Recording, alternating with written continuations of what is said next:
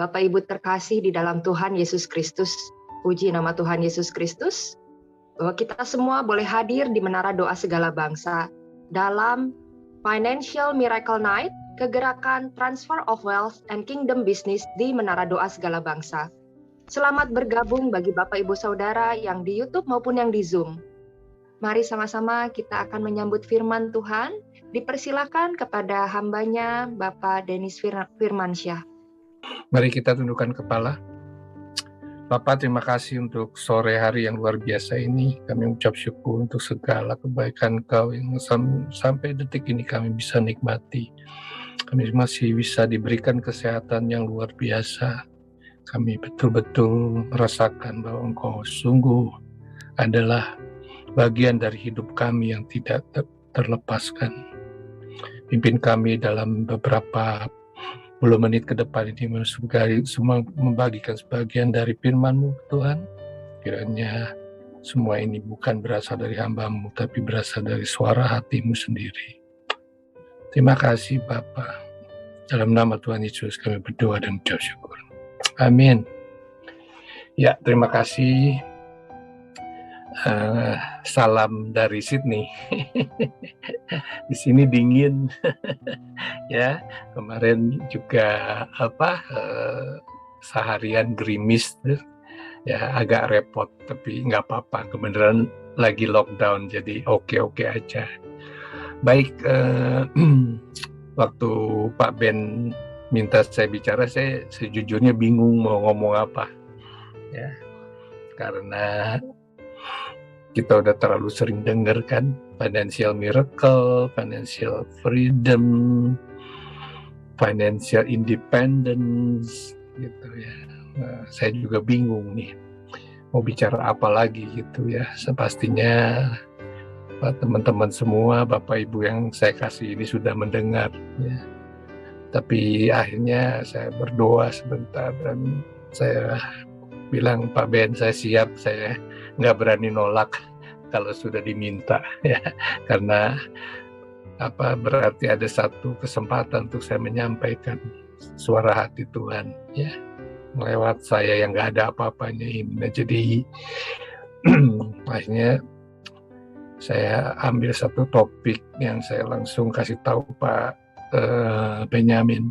Saya bilang, enough is enough ya. Cukup adalah cukup ya.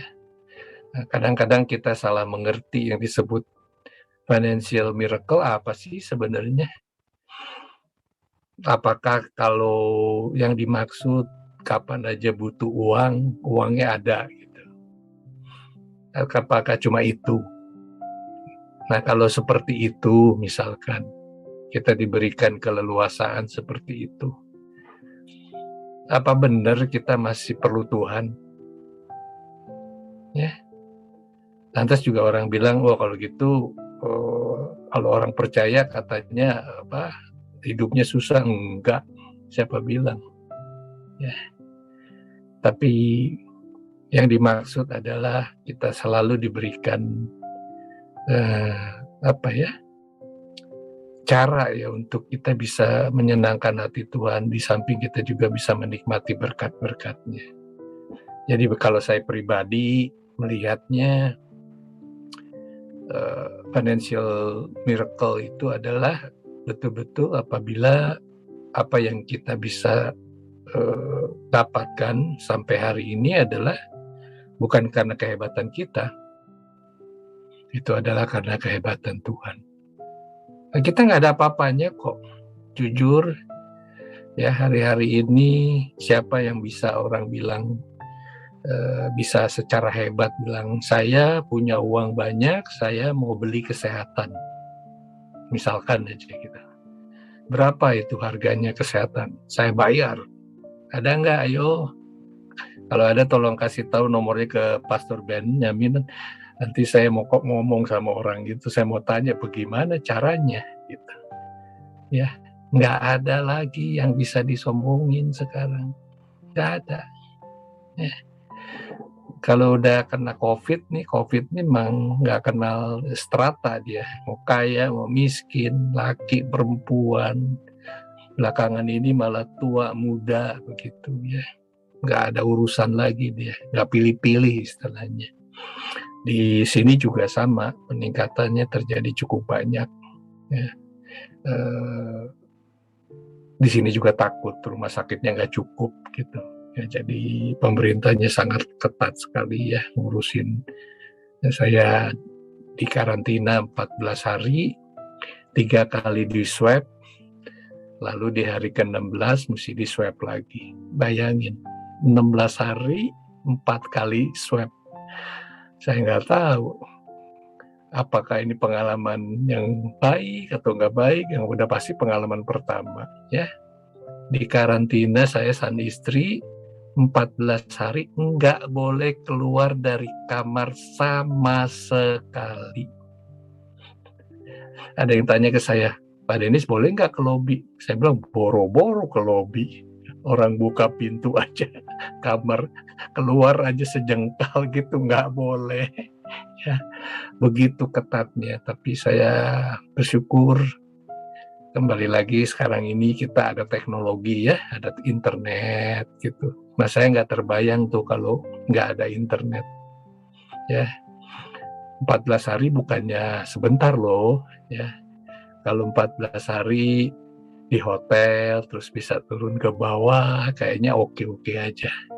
Nah dari situ saya juga bilang dalam hati saya ya, nah kalau orang yang punya duit banyak juga sama kan, harus menjalankan karantina itu. Pemerintah sini nggak mau tahu. Misalkan mau punya uang berapa banyak, kalau gitu nggak usah ya, nggak usah dikarantina ya, nggak ada cerita begitu. Ya, semua harus sama. Dan jadi akhirnya saya bilang dalam hati saya, apanya yang istimewa ini uang kalau gitu, nggak ada. Ya tapi ada selalu orang bilang, ya Pak, nggak ada uang juga kan susah, betul.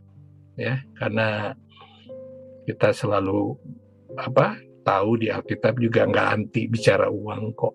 Yang nggak boleh adalah cinta akan uang. Uang nggak ada masalah. Ya, uang itu justru bagus, apalagi kalau kita gunakan untuk pelayanan. Nah jadi saya ingin merubah cara kita berpikir. Ya, saya nggak anti financial miracle dan saya sangat percaya itu. Ya. Kalau sejujurnya saya bisa cerita lebih panjang mungkin, ya saya sendiri juga kan mungkin saya udah pernah cerita, bukan dari keluarga orang berada ya. Saya berjuang kalau sampai saya bisa mengirim anak saya sekolah di luar negeri, saya juga nggak ngerti bagaimana caranya gitu.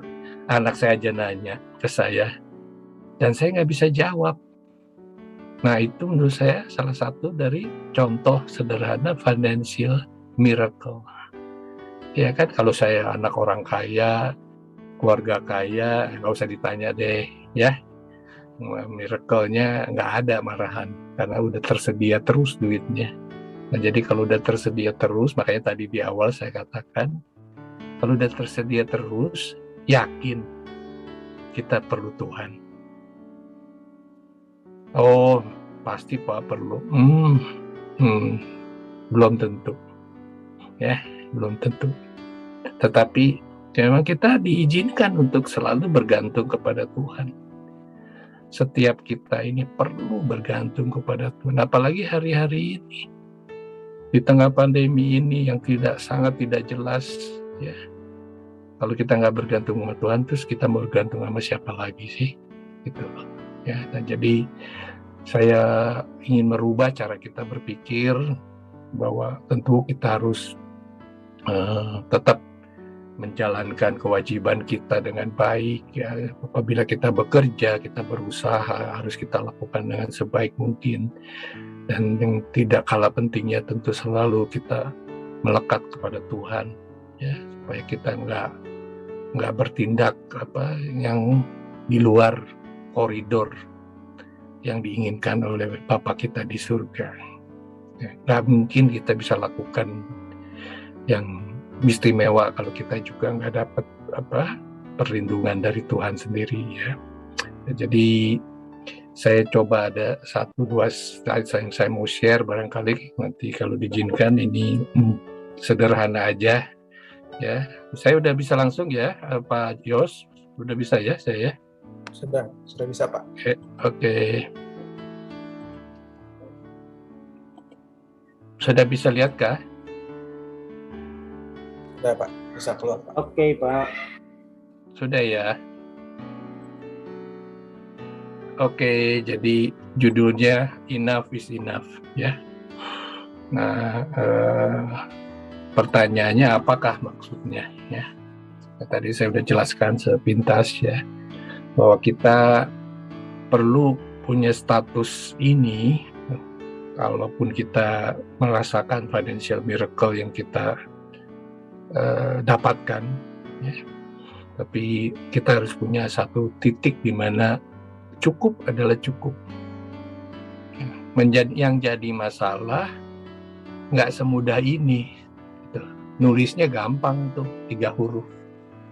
Enough is enough. Tapi pada saatnya, apalagi kalau kita sedang berhasil, sedang bisa punya apa aja gitu ya, kadang-kadang kita suka lupa. Kita pengen segala-galanya.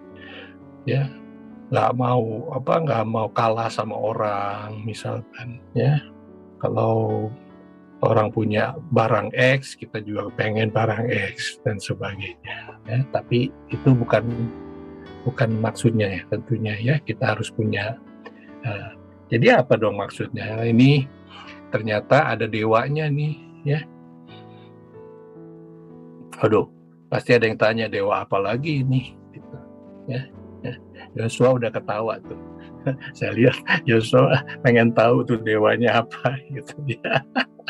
Oke, dewa D yang pertama. Nah, ini nih disiplin ya. Apapun yang kita lakukan, ya contoh misalkan kita di platform ini, saya sangat menghormati ya semua disiplin luar biasa. Ya. Semua tadi saya perhatikan di tes ya, musiknya, apanya, suaranya dan sebagainya, tepat waktu. Saya pikir itu hal-hal yang baik. Termasuk juga apabila kita mengalami financial miracle. Ya, kita harus disiplin, nggak seenak-enaknya. Mentang-mentang miracle, lalu apa aja gitu, main tabrak kiri, tabrak kanan. Ya. Dan kita sering lihat hal itu terjadi ya. Banyak sekali orang-orang yang dapat untung besar ya, bisa beli segalanya, akhirnya juga kena COVID, goodbye my love juga. Untuk apa ya gitu. Jadi ingat bahwa saatnya nanti ada kita merasakan financial miracle, financial freedom misalkan satu hari gitu ya. Kita harus ingat tetap disiplin ya. Kita nggak boleh sembarangan memakai kepercayaan yang Tuhan berikan kepada kita. Lalu yang kedua apa nih? Amen. Ini empathy. Ini yang paling penting. Apakah bisa kita sudah mengalami financial miracle juga empati kita tinggi? Ngerti ya empati itu? Ya misalkan ada orang yang membutuhkan, ada saudara kita membutuhkan bantuan kita. Apakah kita hanya ingin menikmati untuk diri kita sendiri? Saya pikir itu sangat tidak berkenan di mata Tuhan. Ya. Ini empati ini ngomongnya juga gampang, tulisnya gampang, tapi kadang-kadang menjalankannya juga nggak mudah.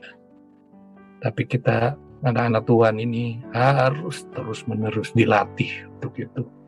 Orang akan bilang, aduh Pak, kita juga lagi susah Pak, kita juga nggak bisa bantu, gitu kan? Salah nggak? Saya nggak berani bilang salah, yang pasti juga belum tentu benar. Karena kan janda miskin yang punya dua peser aja yang memberikan persembahan, yang itulah yang dinilai oleh Tuhan, ya kan? Yang di Lukas itu, ya. Nah, jadi kalau kita bilang kalau kita baru banyak uang baru memberi, ya di mata Tuhan nggak ada apa-apanya itu, nggak ada nilainya sama sekali, ya. Karena kita ayat-ayatnya menyebutkan begitu, bukan saya yang menyebutkan. Ini cerita anak muda yang kaya itu kan. Nah, jadi ingat ini empati ini penting. Satu saat nanti kita punya financial freedom, financial miracle. Jangan lupa, ya, banyak orang yang membutuhkan, terutama hari-hari ini. Ya, ada yang nggak bisa beli beras, ada yang tadi saya ada meeting, adiknya sudah 1 tahun 2 bulan gak ada kerjaan. Dan dia kakaknya nih, saya bilang nggak apa-apa selama kakaknya bisa bantu dia. Gitu. Tapi yang jadi masalah, saya bilang kalau Anda sebagai kakak nggak bantu dia, ya kemudian dia juga anak Tuhan. Jadi kita lebih enak ngomongnya, ya. Nah, jadi kadang-kadang itu harus terjadi, gitu, ya. Kenapa? Untuk mengetes kita punya kepekaan kita, gitu. Ya, saya kira udah cukup jelas. Yang ketiga, nah ini kalau nanti saatnya kita menikmati financial freedom, financial miracle, nah kita harus punya kebijaksanaan, punya wisdom. Ya. Untuk apa kita pakai uang itu? Misalkan untuk foya-foya kah, atau untuk membantu pelayanan, atau untuk apapun, ya. Namun kita semua dilatih juga untuk bisa memberikan itu untuk pekerjaan Tuhan. Kenapa? Simple aja. Karena kalau kita bisa mendapatkan financial miracle atau financial freedom, itu juga semuanya dari Tuhan. Oh, dia bilang ada juga yang dari setan, Pak. Kalau dari setan kan bukan urusan kita, ya, urusannya setan. Gitu ya. Terus saya pernah sempat ngobrol sama teman. Ini nggak tahu separuh guyon atau enggak. Memang saya bilang ada setan yang baik. Saya bilang coba tolong kasih tahu saya, ada nggak setan yang baik? Saya bilang nggak ada, namanya juga udah setan, udah pasti nggak baik, gitu. Ya. Nah, jadi harus hati-hati. Pada saatnya nanti kita bisa menikmati financial freedom atau financial miracle. Tolong jangan lupa. Ya, kepekaan kita, hikmat kita harus tinggi sekali. Ya, jangan merasa hebat, jangan bisa merasa kita lebih penting dari orang lain dan sebagainya. Waduh, itu sangat melukai hati Tuhan. Saya percaya banget itu, sangat melukai, ya. Nah, yang keempat, nah ini yang paling penting, accountable, harus dipertanggungjawabkan. Ya, ini kata-kata yang simple sih ya, tetapi untuk melaksanakannya nggak gampang juga. Ya, kalau saatnya nanti kita bertemu Tuhan ditanya, mesti bisa jawab. Ya, apa yang kita bisa jawab. Kata Tuhan, aku sudah memberikan kau financial freedom. Apa yang dilakukan? Ya, dan ini nggak gampang untuk kita mempertanggungjawabkannya. Tetapi saya yakin apabila dewa ini kita lakukan dengan benar, ya, disiplin, empathy, wisdom, dan accountable, kita sungguh akan menjadi orang yang berbahagia, ya, yang bisa menikmati financial freedom, financial miracle, tetapi kita ingat akan keempat poin ini, ya. Bisa kok kita latih, saya percaya itu, ya. Kalaupun belum bisa, kita harus bisa, harus paksa untuk bisa ini, ya. Pertanyaannya satu ya, ini, apakah kita siap secara rohani untuk mengatakan enough is enough? Ya, ini nggak perlu dijawab sekarang, ya, tapi saya tinggalkan ini supaya kita bisa mengerti bahwa kita secara rohani harus berani menjawabnya ini. Nggak apa-apa jawabannya, setiap kita tentunya akan berbeda, ya. Dan itu bukan hal yang salah, tetapi kita harus tetap menjawabnya, ya. Oke, saya rasa ini udah terakhir tuh. Kebenaran gambarnya saya dapat bagus lagi ini tuh, ya. Jadi ini orang-orang yang udah merasakan financial miracle. Tuh, sambil high five, dia bisa minum apa tuh? Kopi dari Starbucks. Kebenaran cucu saya tiba-tiba tadi bilang, Oma, dia bilang, dia mau Starbucks dong. Padahal umurnya baru 10. Masa umur 10 aja tahu-tahu Starbucks segala. Ya, tapi nggak apa-apa ya. Oke, terima kasih. Terus nanti saya minta tolong, mungkin ada beberapa ayat ya kalau ini, kalau boleh, mungkin siapa yang bisa bantu, Joshua atau siapa, untuk mendukung apa yang saya katakan tadi ya. Oke, ada di Lukas 12 ayat 15. Joshua.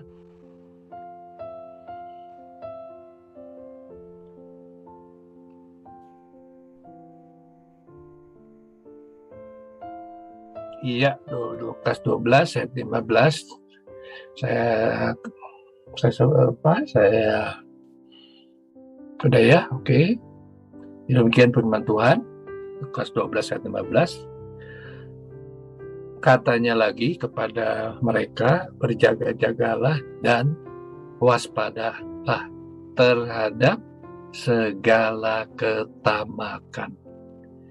Ya, sebab walaupun seorang berlimpah-limpah hartanya, hidupnya tidak tergantung daripada kekayaannya itu. Ini ayat sangat relevan, apalagi pada saat ini. Ya. Berjaga-jagalah dan waspadalah terhadap segala ketamakan. Coba kita perhatikan hari-hari ini. Banyak sekali ya kita lihat perusahaan kah atau apa yang bermasalah itu ujung-ujungnya tadinya karena katanya alasannya berkembang, tapi saya pikir kalau banyaknya lebih kepada ketamakan, ingin lebih maju lagi, lebih besar lagi, lebih apa, terus begitu nggak berhenti-berhenti. Salah nggak sih? Mungkin nggak salah, tapi kalau lihat ayat ini, selama konteksnya ketamakan udah pasti salah ya. Nah terus apa? Sebab walaupun seorang berlimpah-limpah hartanya, ya tadi kan saya udah sebutkan di awal ya, seorang berlimpah-limpah hartanya, hidupnya tidak tergantung daripada kekayaannya itu. Bener ya? Kalau dulu belum pandemi mungkin ini orang ragu ayat ini, tapi udah pandemi makin jelas ya. Orang kaya mati kena COVID, keluarganya aja nggak bisa ketemu, langsung dimasukin ke krematorium. Bayangin, nggak ada ampun. Jadi kalau seorang berlimpah-limpah, dia juga nggak bisa bergantung pada kekayaannya itu. Nah ini ayat bagi saya sangat diberkati ya oleh ayat ini ya, dan mudah-mudahan ini juga memberkati Bapak Ibu sekalian. Ya, simple, sederhana, tapi kita bisa mengerti dengan baik. Oke.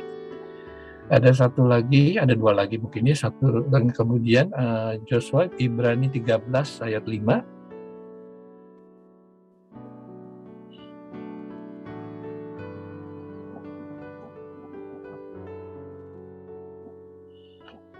Ya, Ibrani 13 ayat 5 ya, saya sebutkan saja. Demikian firman Tuhan, janganlah kamu menjadi hamba uang, dan cukupkanlah dirimu dengan apa yang ada padamu. Nah, karena Allah telah berfirman, aku sekali-kali tidak akan membiarkan engkau, dan aku sekali-kali tidak akan meninggalkan engkau. Pak Ben udah senyum-senyum tuh. Pak Ben bilang ini sih ayat ampuh banget katanya. Ya, yang janji Tuhan. Waduh, kalau saya janji mungkin saya bisa langgar ini. Ya, tapi kalau udah Tuhan yang janji, nggak ada yang bisa dilanggar. Ya, bayangin, kita baca janji udah seneng. Ya, Janji Tuhan tuh benar-benar luar biasa. Dulu-dulu juga sama, saya nggak mengerti.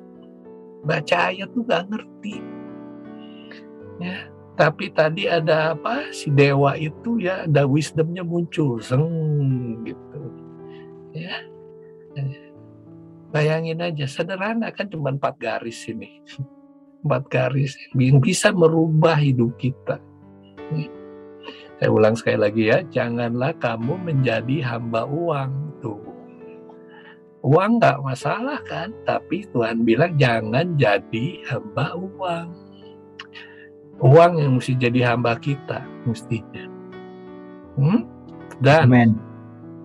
Cukupkanlah dirimu dengan apa yang ada padamu.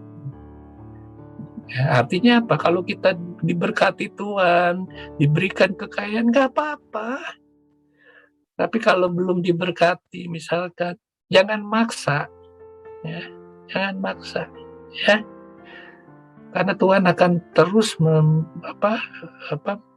tidak akan meninggalkan, itu udah dijaminkan, jaminan lagi itu, karena Allah telah berfirman. Bayangin aja itu kata-katanya, karena Allah telah berfirman.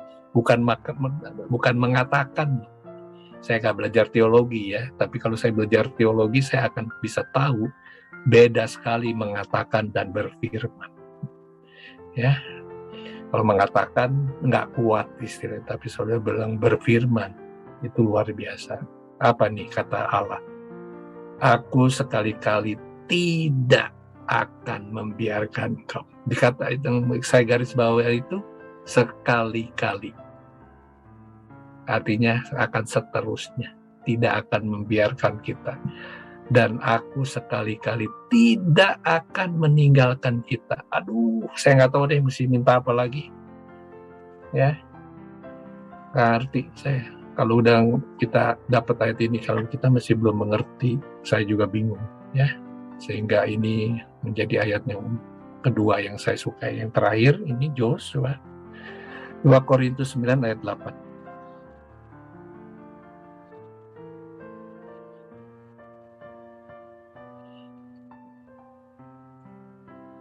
2 Korintus 9 ayat 8.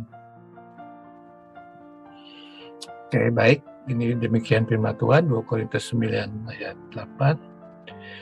Dan Allah sanggup melimpahkan segala kasih karunia kepada kamu, kepada kita maksudnya, supaya kamu senantiasa berkecukupan di dalam segala sesuatu dan malah berkelebihan di dalam berbagai kebajikan.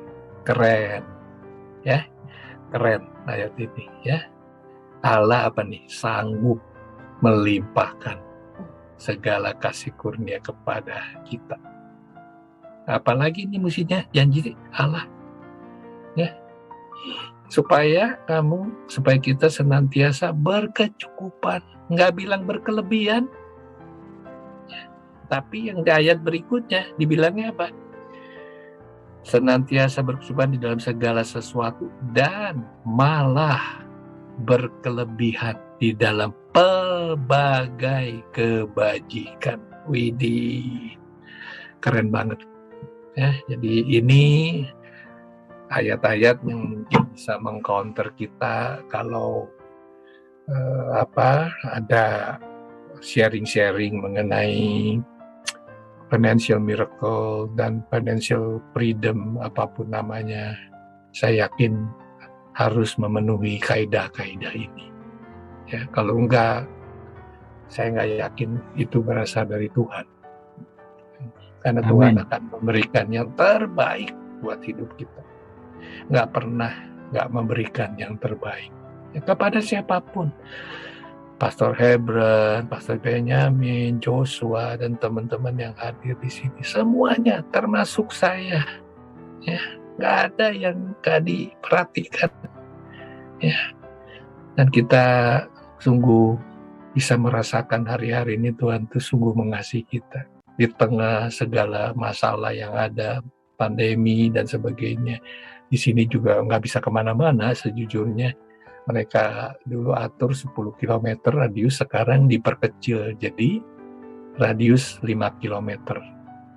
Nah, terus kalau satu orang sudah pergi ke supermarket, misalkan saya gitu pergi, yang lain udah nggak boleh pergi, karena semua di track, ada catatannya, ya pakai QR code dan sebagainya, ya tapi kita menikmati aja, ya supaya kita bisa lebih mengerti ya, dan lebih banyak juga kita bisa bersama-sama duduk di bawah kaki Tuhan, supaya kita bisa lebih merasakan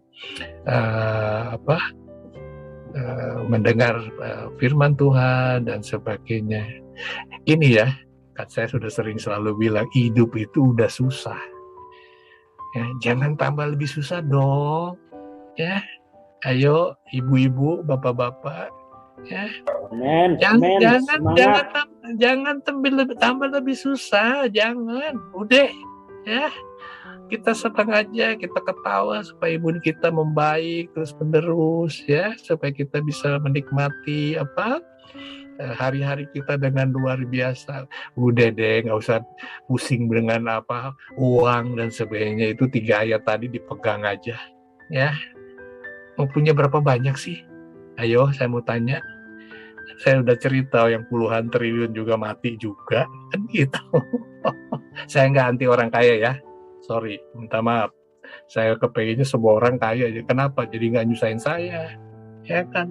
Nanti kalau nggak kaya, nanti mau pinjam duit terus sama kita kan, gitu. Jadi lebih baik kita doain orang semua kaya, jadi nggak nyusahin kita, gitu loh, ya. Nggak ada masalah ya. Tuh ada yang tulis tuh, hati yang gembira adalah obat. Pastor Benjamin itu paling senang ayat itu, saya tahu itu.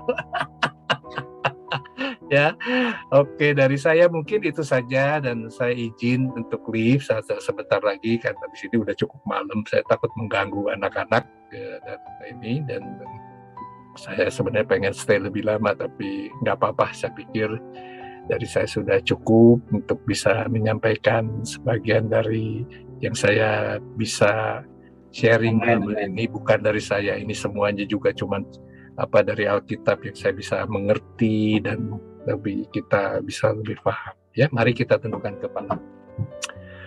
Bapak, terima kasih untuk malam hari ini. Hamba-Mu sudah selesai bicara. Kami tahu bahwa Tuhan, hidup kami adalah sepenuhnya di tangan Engkau. Kami mengucap syukur untuk segala kebaikan Engkau Bapa sampai hari ini, sampai detik ini. Pimpin kami agar kami juga bisa lebih mengerti maksud hati Engkau Bapa. Jauhi kami dari ketamakan, terutama mengenai hal-hal finansial, karena itu sungguh tidak berkenan di mata Engkau. Terima kasih Bapa.